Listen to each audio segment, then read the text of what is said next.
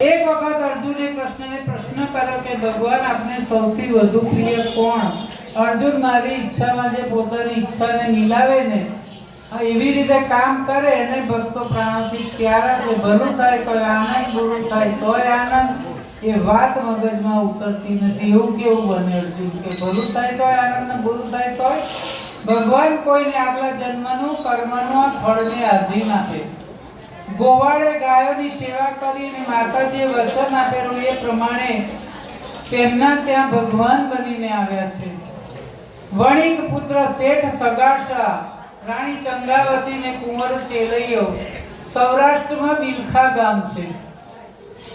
આ શેઠ સગાશા આગલા જન્મમાં કોણ હતા? બોલો? કર્ણ હતા. અને સોનાનું દાન કરેલું, બસ ફક્ત સોનાનું જ દાન. સ્વર્ગમાં ગયા પછી એમને ખાવામાં પણ બધા સોનું જ આપે. અરે આવા સોનાના ટુકડા ખવાય? ત્યારે કહે છે તમે જે દાન કર્યું હોય એ તમને મળે.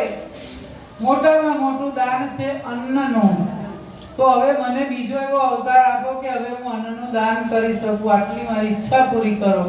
અને એ શેઠ સગાડસા બની અને બિલખા ગામ છે ત્યાં આવ્યા.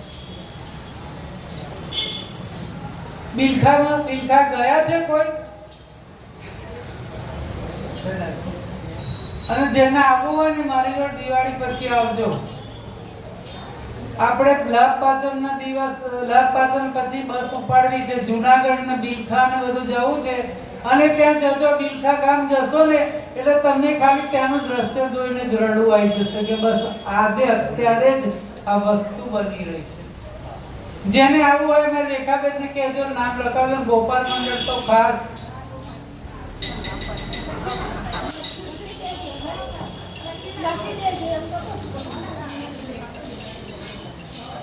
આગલા જન્મમાં કુંતી પુત્ર કર્ણ હતો.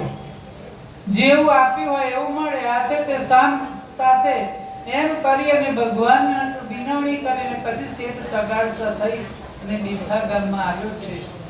પણ જ્યાં સંસારનું વેણ બરાબર ચાલતું હોય ને ત્યાં ભગવાનને ભક્તની કસોટી કરવાનું મન થાય. લીલા ચાલુ કરી ભગવાને. હવે સરસ અષાઢ મહિનો છે.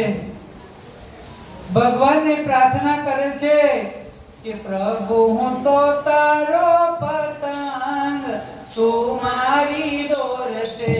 પ્રભુ હું તો તારો પતંગ, તું મારી દોર છે.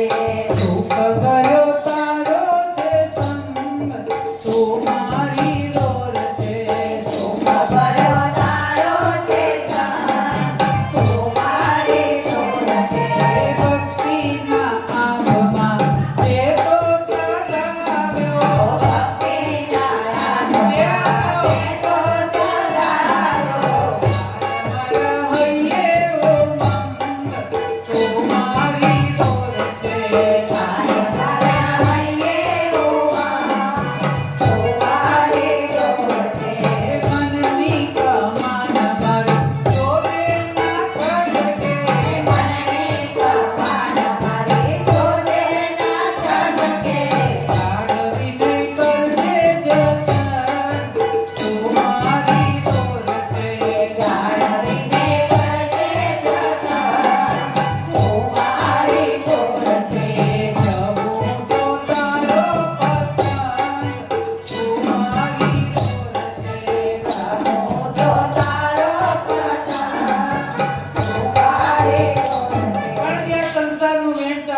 પરીક્ષા લેવાનું મન થાય.